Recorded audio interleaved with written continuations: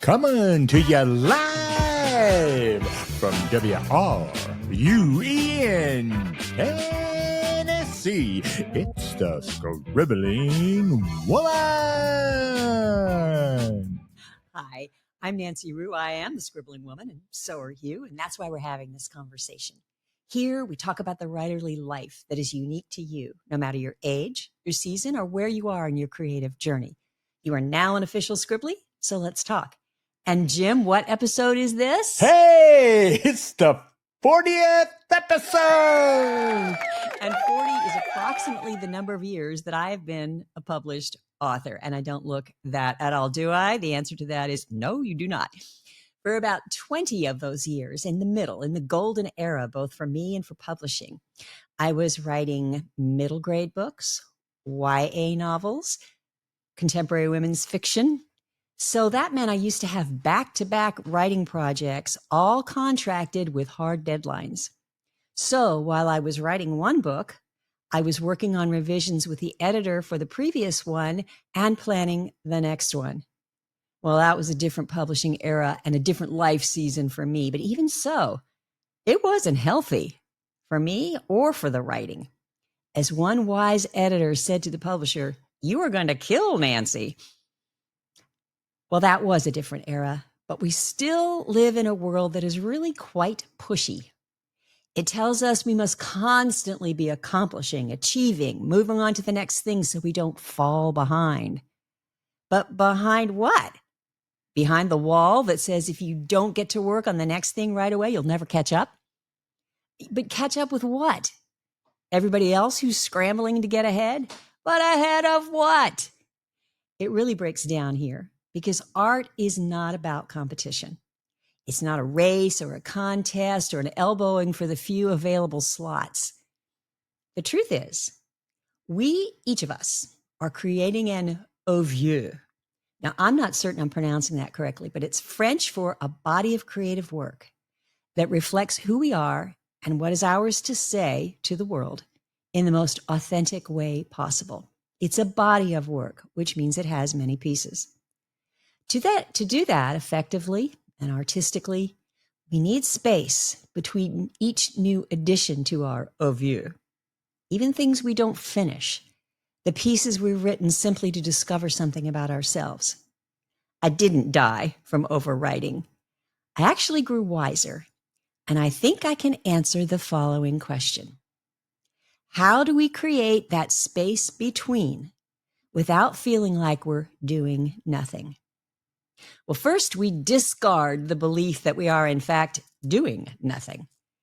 We creative people are always doing something in our imaginations, even if we don't realize it. Just because we aren't sitting at the keyboard or surfing the net for research or scribbling notes for the next story doesn't mean we aren't still writers, allowing our creative psyches to rest and renew even as subconsciously the next bright thing takes shape. Whatever we have to do to shake off the guilt or the anxiety or even shame that we aren't writing, let's do that. Let's give ourselves space between. I'm going to offer some suggestions that you can work with, or perhaps that'll just nudge you to some ideas of your own. Number one, do something fun just for you.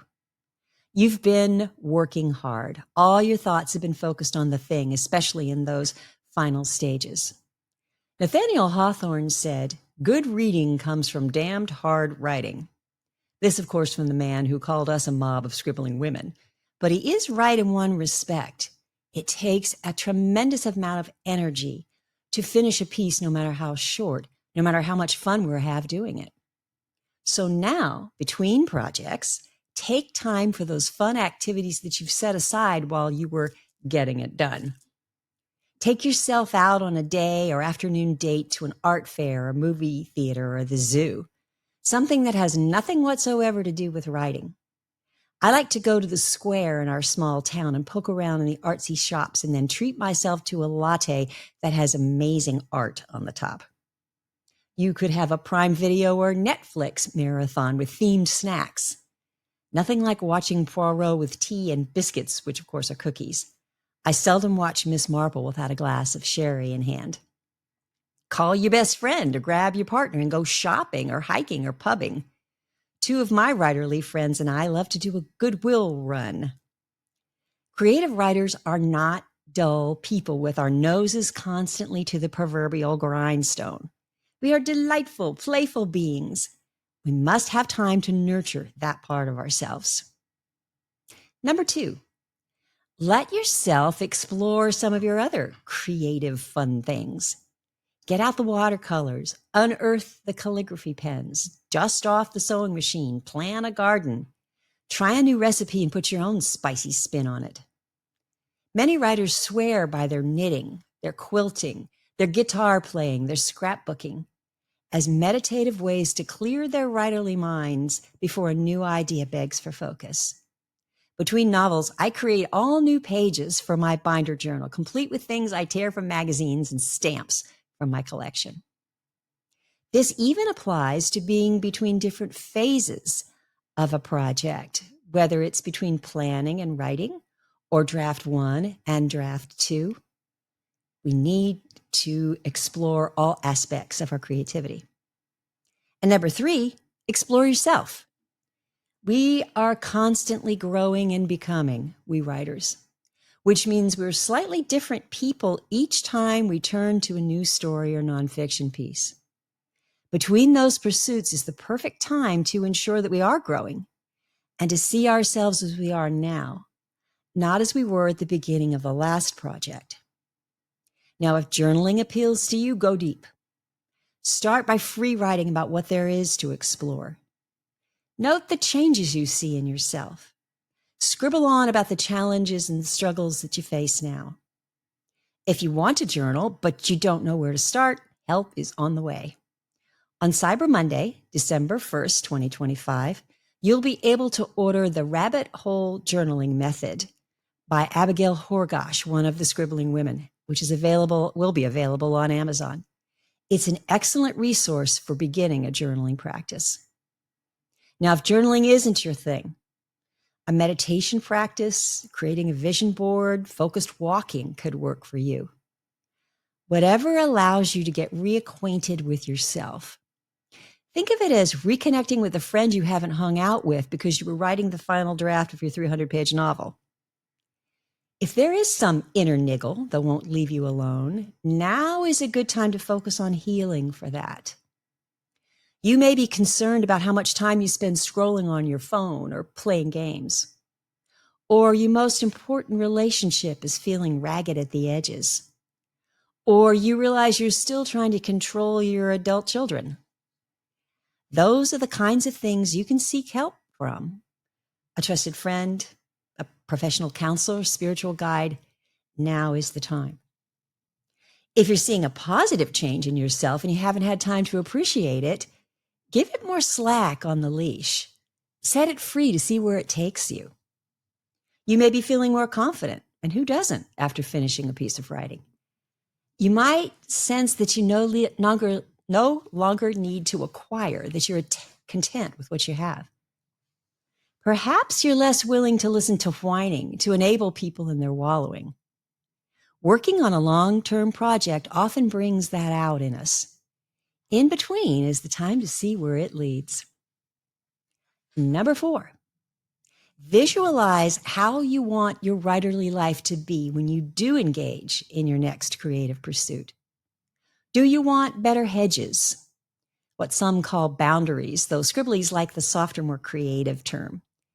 Is it time to talk to your family, your friends, yourself about the uninterrupted time you need before you embark on the next thing? Would a less cluttered writing space be helpful on the next go? Is this the day when you claim the dining room where nobody eats anyway? Or the attic that's full of everybody else's stuff by giving them an exit strategy for getting it the heck out of there? Or could this just be the week when you reorganize where you currently do your creative work and get rid of what doesn't give you the headspace that you need? Or do you want more interaction with fellow scribblies? Do you want to feel less isolated when you're into your next project. In between might just be the time to join the Scribbling Women if you haven't already, or be more active if you are a Scribbling Woman, or collect your own group and give it a name, or simply reach out to one scribbling sidekick and check in regularly. Whatever created a challenge when you were writing your last novel or nonfiction book or building your website or whatever that writerly thing was, what better time to look at that and make the necessary adjustments before you start on the sequel? It beats doing the same thing, the same way, and expecting different results. And finally, number 5, this is a great time to improve your skills. If we don't continue to sharpen the techniques of our craft and add to our writing art supplies, our writing becomes stale. We find ourselves wrestling with the same bugaboos with every story and article. It's tough to fix that while we're in the throes of a piece of work. Wouldn't the whole thing unfold more smoothly in our upcoming project if the skills were already honed going in? For example, did you notice when writing that last piece that describing setting is a challenge? Why not practice that? Find an online workshop, discuss it with your fellow writers. Or did it occur to you that you used the same facial expressions and body language over and over? Raised eyebrows, shrugging shoulders, hands raking through hair. Maybe focus on observing people while you're out and about, or even when you're watching your favorite shows. You might want to have notes open in your phone or keep a notebook handy. This is not so you can apply it to that thing that you have to start writing right now. It's simply a collection of things to play with later. On that last project, were you less than satisfied with how long it took you to find a plot? You could look into various plot structure methods, or better yet, review them to see how to develop your own. Since you did eventually land on a plot for that last story, remember how you finally did it and write that down as a thing that works for you and use it next time. Our overall arc for our whole writerly lives is to continue to become more authentic in our art. Taking time between things to intentionally develop our craft and ourselves can only serve us well the next time we sit down to plan or write. No matter how you occupy your writerly self between projects, promise me that you'll keep these things in mind. You are not wasting time. You're sculpting your time to allow your creativity to grow and develop in all the ways.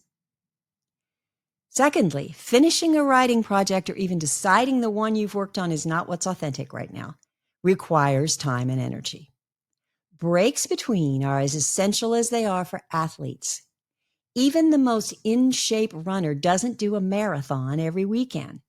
If they do, eventually something breaks down. We are no different. Thirdly, your creative imagination loves it some conscious downtime so the beneath the surface layer can breathe. Something is going on in there we don't even know about yet. Ideas are like newly conceived babies. We aren't aware of their existence until something changes in us. We start throwing up, for instance, though hopefully that's not what's going to happen when you turn to your next piece. And you will know when it's time to turn to that next magical writerly being who beckons to you. You'll find yourself smiling when you think of it. Stuff related to it will randomly appear. Articles that pop up on our feed, conversations overheard at the gym or the nail salon, a song played on the radio, a book at the top of the clearance table at Books A Million. Instead of feeling like you should write something new, that something new will nudge you until you want to. For me, that feels a little bit like falling in love again. Yeah, Scribblies, unless we have contracted deadlines with publishers, or we might become homeless if we don't earn some cash with those articles, and who is in that position, we are free to honor the space that comes between. It's as vital to the process that is the writerly life as the words you put in place. If you want to learn more about all the things, you can go to www.nancyrue.com. Between now and next time, Scribblies, scribbling on, no matter what shape that takes.